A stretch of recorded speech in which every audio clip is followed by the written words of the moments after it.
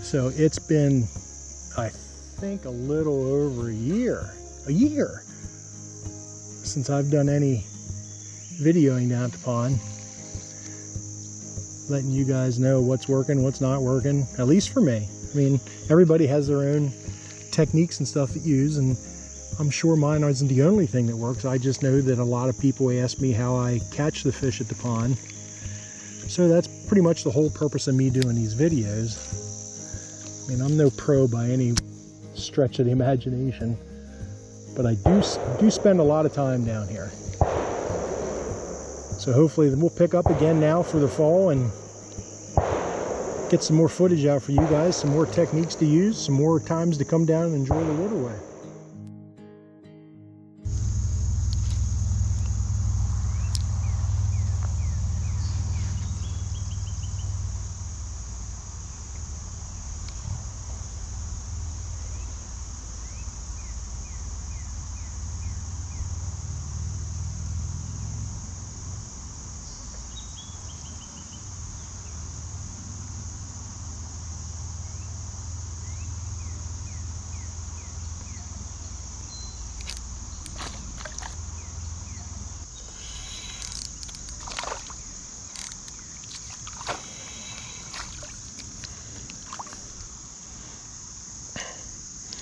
That's a nice specimen of a bluegill. And you can lip them. Boy, they certainly want to eat tonight. The other one took it deep. Let's see where we're at here with this guy.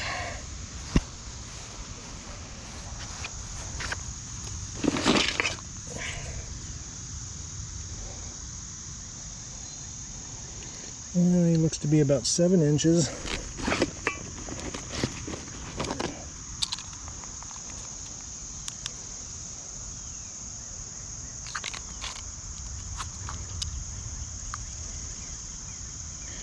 And 6 ounces. Not quite a half pound.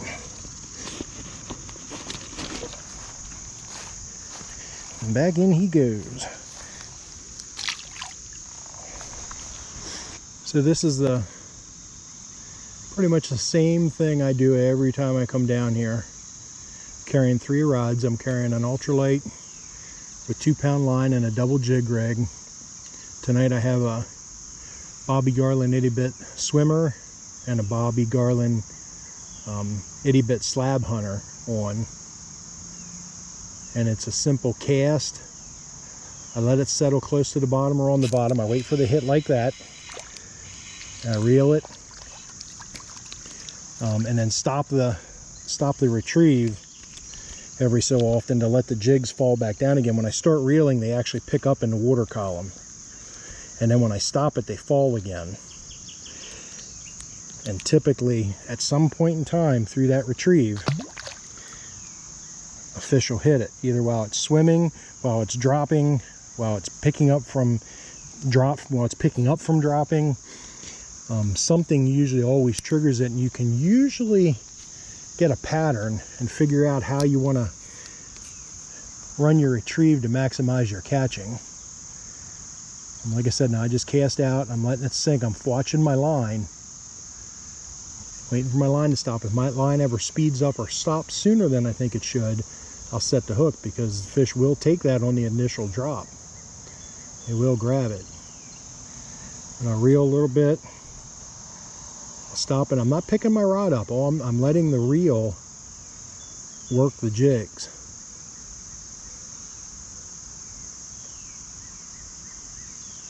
And then I just wait. Oh, there's a fish. See? And that was during the fall he grabbed that. This is another bluegill. I'll let him tire himself out a little bit.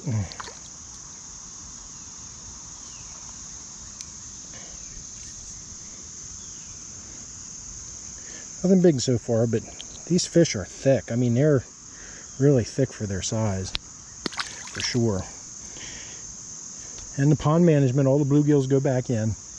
Crappie, all the crappie come out.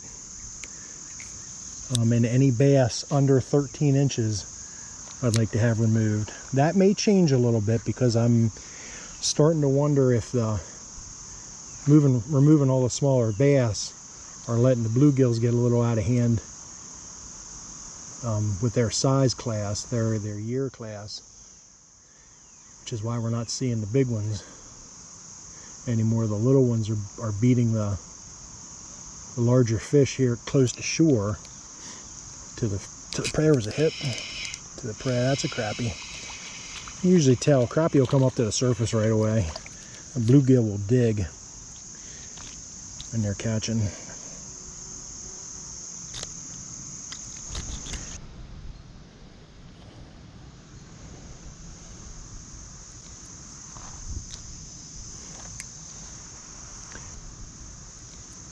A little water snake going there. Haven't seen one of them for a while. He'll probably cop an attitude that I walked over. Oh, there he goes. He's over here now. Oh, the pond has finally made it back to full pool, which is good because we spent the majority of last year in a drought condition in here. Pond was the lowest that I've ever seen it. But now we're back up, and hopefully it stays that way through the winter. Now, one of the other rods I come here with is a swim bait rod. I usually cast through the areas I'm going to fish at with that first to see if there's any bass in the area. Not that I like to bass fish, I just like to check first. And I got quite a few hits, and I'm getting a lot of hits right now on these little micro swim baits. What I was going to say is that I want to see how long it takes, because I'm pretty sure they were crappie hitting it. They just weren't big enough to get the whole thing in their mouth. I thought if I thought there was a hit. I saw that one before the line just jumped in the water. This is a bluegill. It's not a very big one. Not even enough to pull drag. But a fish is a fish. And I'll take them. So maybe it was bluegills that were pecking at it, but it was a little bit of a giveaway. You know, which is another thing I pay attention to what you're fishing with. If you're getting a bunch of hits and stuff, but they're not connecting, 9 chances out of 10 it's a panfish in here.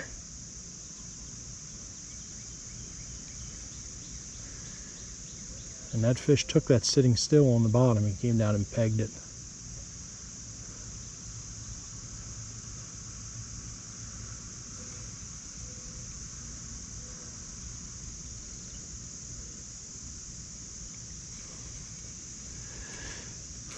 Keep things rolling to see if I get another taker.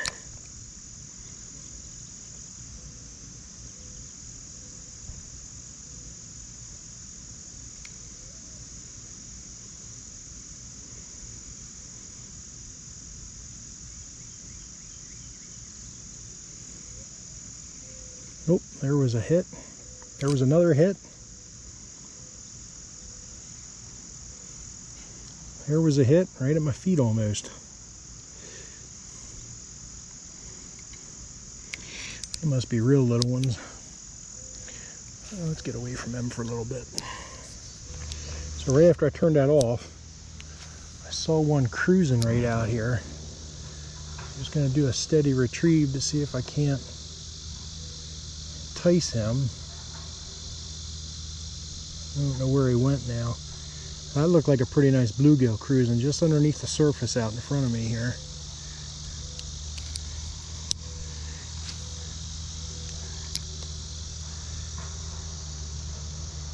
It was out there a pretty good piece.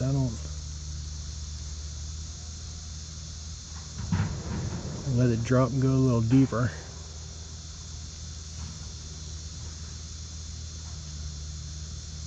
Nothing.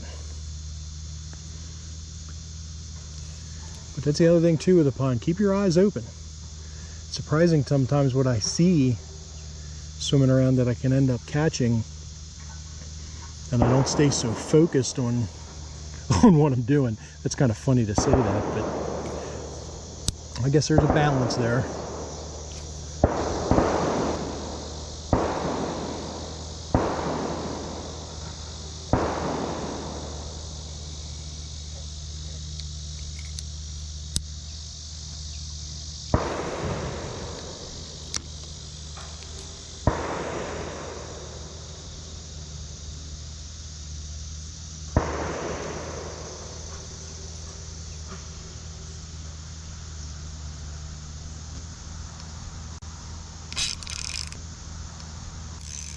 This was a nice hit here.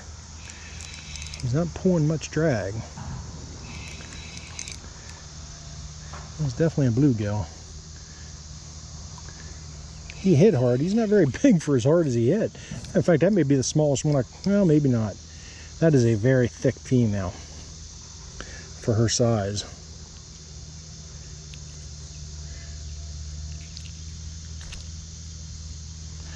For sure.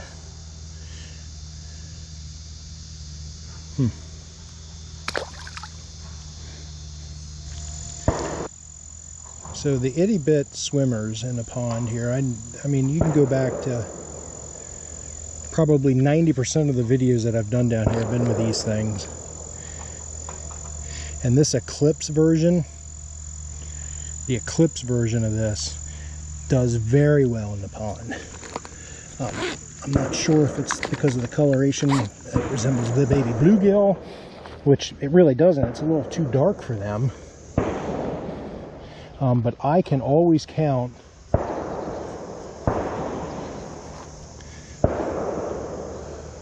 on that working. That one and Lights Out. Lights Out is the black and chartreuse version that's out there. That usually does very well. This is the first time that I am using the Slab Hunter here at the pond. And that has caught a few fish tonight. I think the one that I'm using is called Fried Shad. Just a black body with an orange tail. I think that, oops, there was one. I think that the purple one, which I think is Hummingbird is what they call that, might do a little bit better here. But I haven't changed. I'm really not interested in changing tonight. You know, and I take a little, you saw me putting a little bit of super glue on there to keep these bodies from getting pulled off the hook. After a while you do have to reapply that, but you can at least get a couple fish off of one bait without having to constantly readjust it on the hook.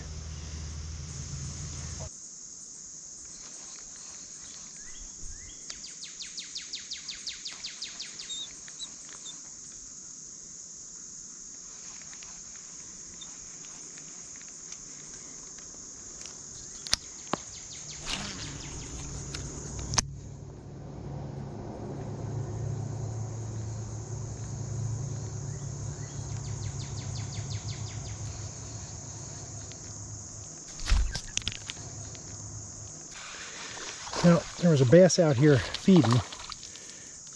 Kept popping something on the surface. So this is where I carry my little swim bait rod. Now this is a management fish, which means he stays out of the pond. But again, paying attention to what's going on, and cast over to him a couple of times. He actually hit it twice and I missed him. This time he got it. So I have moved around the pond. I'm sorry about the shooting here in the background, but I always think shade when I fish here. have caught some fish on high sun or sunny areas of the pond, but geez, ew. The majority of, well, this is a peaceful place, isn't it? The majority of the fish that I have caught here have been in shady areas, under overhangs, you know, the shady shorelines. And as the sun moves throughout the day or the evening, I'll move with it. I'll just keep fishing new areas that have shade, because I feel the fish move with that as well.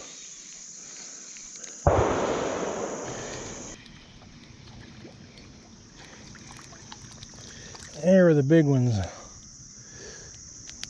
because it's full of little ones. So this is the last rod that I carry, is my slip float rod. Fish a hair jig under a float. Usually does pretty well as well.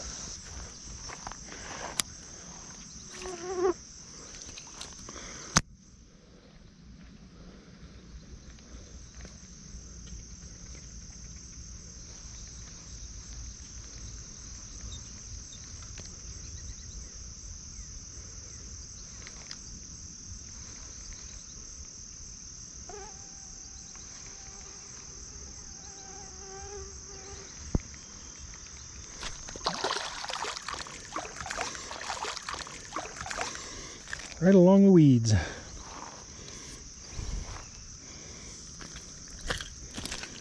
On the swim bait. Management fish. Nothing big, but this was right parallel to the tree that just fell in the pond.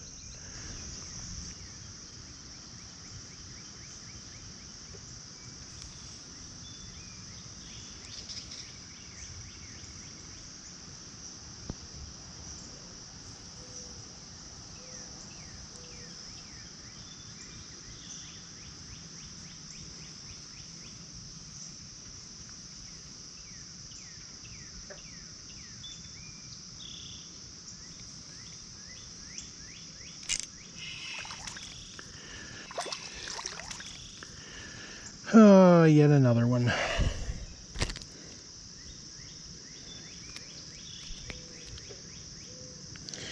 These suckers are hard to get a hold of. Well, if I get him here and I open his mouth and I switch hands, because I can't work my pliers with my other hand.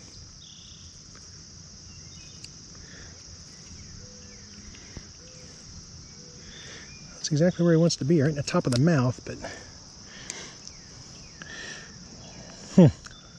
where's your dad at?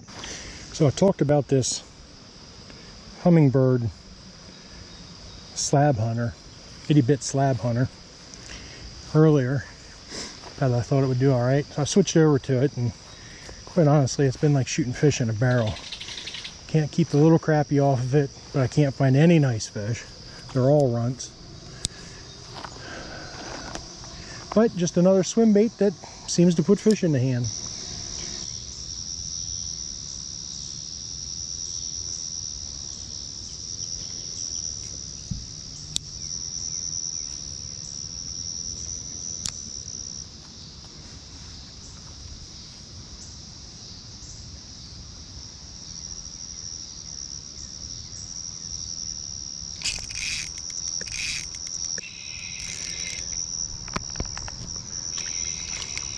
Oh, there's another little bluegill that hit like a freight train. Just keep hoping that one of these times it'll be a nice bluegill. But little ones are good. Little ones turn into big ones.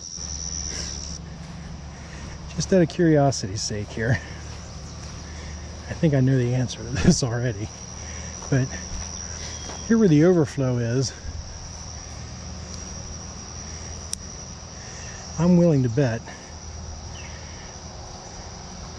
a light lob, I can pull a crappie out of here. There he is. How do I know that? I'm gonna keep it going because, ouch, because I'm willing to bet that I can do it again. Oops, maybe not with that. Whoop, maybe with that one.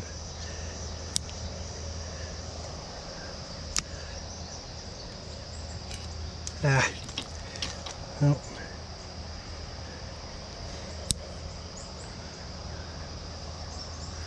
Okay, they're definitely in here too.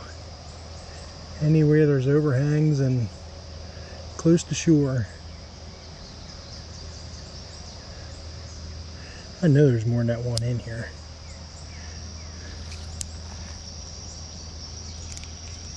There he was. Alright. Well, I thought so.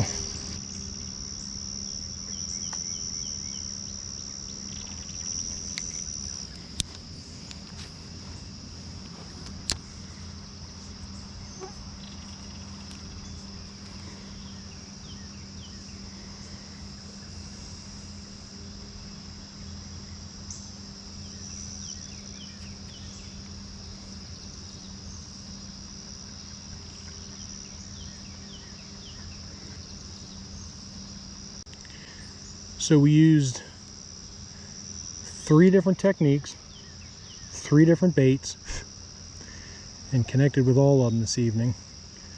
I fished for about 2.5 hours. I have no idea how many fish I caught. Everything in here was not... Oh! He hit right at the shoreline. Everything in here was not documented that was caught. Because quite frankly, it wasn't good enough fishing for most of them to even be on film. But it gives you a little bit of an idea of what can be done artificial wise. You know, any of the openings around the pond seem to produce. The fish do seem to be stacked closer to shoreline than out in the open water. But again, all I caught was a bunch of little stuff tonight. I didn't get anything decent. So we'll give it a try next time and see how it works out. You come down, have fun, and enjoy yourself.